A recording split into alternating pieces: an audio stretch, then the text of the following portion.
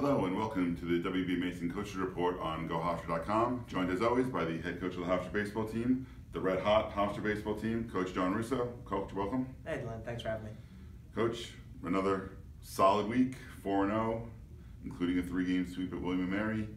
So let's look back at last week, starting with that midweek game at Manhattan. Season high 15 runs. Offense was kind of clicking on all cylinders, and you got a good pitching performance from a bunch of guys in the bullpen. Just talk about the start of the week. I think the start of the week, maybe a little bit a precursor of what kind of came on the weekend. We got out in the first inning and scored a couple runs, and I think whenever we get up or score runs, we're different. I think that could be almost any team in the country, like being ahead. But we swung the bats offensively. I can't remember. I think it was the leadoff triple by Vito that scored, and then Silas hit a triple, and then I remember later in the game Parker had a big double with the bases loaded to knock in 3, and had a really nice game. But we got a good 5 innings from Seamus Brazil to start the game, and played really good defense. I think something that was hidden that wasn't in the stats, a couple plays by Tyler White in left field that really played well defensively. Had a couple good relief performances. I liked Jack Anderson got his first appearance on the year, and he threw really well. I thought he was good, and then Jimmy Joyce came in and get him out of a little bit of trouble in that game. So overall, it was a really good performance as a group and as a whole by the team.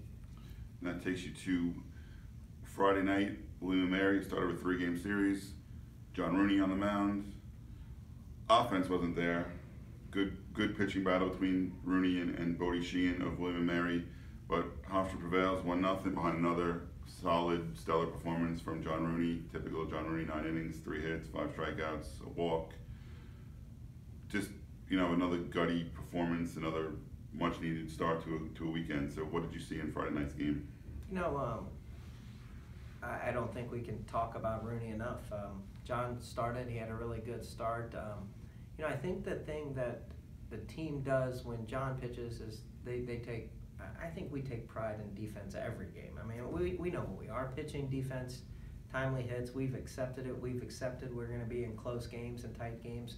I think we're starting to really relish that now a little bit better than we were for midseason. We got a little bit tentative, but we know Rooney will give us a chance to win, and the 9 innings is such a hidden value to us because it sets us up with our bullpen on the weekend, and he logs it down, and it's just 9 innings, so now we only have to really worry about 18 more the rest of the weekend. And it was a great start, great great pitching performance, great everything. We played really good defense, and then it wasn't much offense, but I'll tell you what, it was bases loaded, 1 out, 2 strikes on Stephen Foster, and Stephen had been really struggling. He I don't think he maybe 13, 14 at bats without a hit or something, and was in his head a little bit. But going up to the plate, I knew that he had it. You could see it in his eyes. He wanted to do it. He's been really big for us all year, playing great defense, and really starting to come around in the leadoff spot for us. And drove in that run with a sacrifice fly. It was perfect. And once we got up 1-0, we felt really confident, and tough to win a Friday night game anywhere, but especially on the road. Now, just to touch on Rooney, just to give people some perspective, second complete game in a row, his shutout, his second solo shutout of the year, hasn't allowed an earned run in 44 innings, and only 1 run in that time as well. So, he's pitching at a complete other level. I know on Twitter over the weekend, he was going back and forth with Aaron Fitt, and he mentioned, he's a lock for his All-American team, and how great a performance, Rooney's been turning in every week. So just so you know, John Rooney is the real deal. Yeah, John's great. We understand what John's doing. I think the one thing, John, I don't know, we're playing really good defense behind him. John's doing really well. Last night I could hear him on the bus. He's talking to a couple freshmen, just sitting there and advising them on where he thought he was at their point and where he's at now. And I even heard him say something to the nature of, I'm still nervous when I'm out there, but I just know how to deal with it better. And he had a growing process of 3 years. He's done a lot of hard work to get to where he's at. I think his physicality, for him to be in the physical shape he's in, to go the 9 innings on the few weekends, the earned runs, the not earned runs, I think is an incorporate of the whole. Like, John's pitching awesome, throwing strikes. We're getting great defense behind him. As a team, we're super confident. But as a team, we're playing well overall right now with everyone. Saturday, you get another superb start from Matt Weishire. And then Rob Weishire provides the offense with a grand slam. So it really was the Weishire show on Saturday. You take a 7-3 win to clinch the series. Again, the offense, came back around on Saturday against, a couple of William & Mary pitchers. And then that leads to Sunday, where you go up big, 9-3, it's 6-1 at one point, then it's 9-3. And then William & Mary makes a little charge in the 9th inning with a couple of home runs, kind of makes things a little interesting. So what did you see over the course of the weekend? Those Saturday, two, Sunday, sorry. Those, the thing we did at Manhattan on Tuesday, we did again on Saturday. We get up, I think 4 or 5 there in the first inning. Rob's grand slam, 2 outs. He worked the count to 2-0. He drove it out to left center, which is where I think good hitters hit their home runs, is through the gaps. And Rob's been, I think for the better part of 7, 8 games right now, he's been swinging the bat really well. We have a lot of confidence in him, but we gotta, got on it early. So then that lead helped Matt really pitch in, and he got, I think it was the 6th inning, I believe, he had 2nd and 3rd no outs, and right at the time he's tiring. He's about a 6, 7 inning guy, and he gets pop up out to get out of the inning to leave at no runs right there, and that just tells you what Matt Weishire is about. He was still competing, even though the score was a little bit out of range at that point, and we were able to get the debut of Andrew Monday on Saturday, came out and threw, and then Chris Weiss came in and finished off that game, and Chris has been really valuable to us. And then during that game, Steven did he get his 200th on Saturday, and that was big. And then Wednesday we come out, we did the same thing. We got a couple runs early, and then with 2 outs, you had Vinny Costello hits a 3-run homer. Who Vinny, has been playing on and off right now and getting back in, but he's out the first 2 games. First at bat of the weekend, hits a 3-run opposite field home run, which he hadn't done in his career. And so we're getting great play from a new guy almost every day, and the big hits, and then we're getting good pitching performances from the guys we can count on. And Michael James threw an inning on Saturday, then he comes back and he starts Sunday and gets us an inning and 3/3 to shorten the game for Teddy, and then Teddy goes 5 really good ones for us. And then you did talk about the hiccup on Sunday, but listen, I'd be wrong to not mention what Chris Weiss has done for this team. 20 appearances and 39 games or whatever we're at. And I mean, twice on a weekend, he goes an inning and 3rd on Saturday, and he's going another inning and something on Sunday. And I think we need to get him a little bit of a rest right now. He's tiring a little bit, but listen, he's a wily veteran. He's super tough, and he's so motivated right now to help us get to the tournament. And so we have tremendous confidence in him, and I hate that he gave up the 2 home runs there late, but he's pitching great for us, and I know we wouldn't be where we're at without him right now. All right, some of the offensive guys, we talked a lot about the pitching, but you mentioned Stephen Foster picking up his 200th hit of his career on Saturday, only the 9th player in program history. He's swinging a hot bat. Mikey Reisner has been swinging a hot bat, 7-game hitting streak, which coincidentally is the number of wins in a row for Hofstra right now. So he's getting hot at the right time, helping this offense and helping the team to win. Hit 438 last week with a couple of RBIs, a couple of doubles, a bunch of runs scored. So he's really reestablished himself in that at the top of the order there.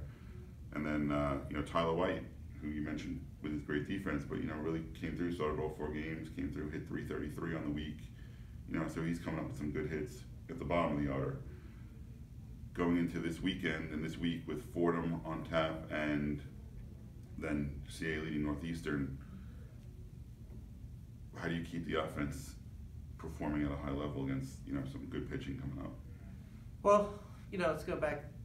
Mikey has a hidden weekend almost every weekend. Last week he loses out the Player of the Week to Vito, and the only guy that had the next best numbers was Mikey in the league. And then this weekend he has another good number, but I'm sure maybe a Northeastern guy or somebody probably got it. They put up a lot of runs this weekend. But Mikey's been really, really good for us. 7 games he's played well, 7 wins in a row. I think they go hand in hand a little bit right there. And then Tyler White's, brought us some, a little bit from the bottom of the order. He's a good baseball player. He really played defense at a high level.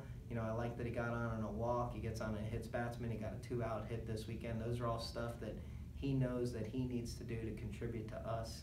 I think something that gets hidden on every weekend that to us has huge value is Daniel Page's play at third base. I mean, he's playing at a CAA all-defensive league type third baseman, and people might look at numbers and judge him on that, but to know his value, what he has to us as a defensive stalwart, I know this, that the pitching staff will stab somebody for Daniel Page, like of what he has done for them over the course of the season and stuff. But let's get back to Northeastern. Northeastern's leading the CAA in offense.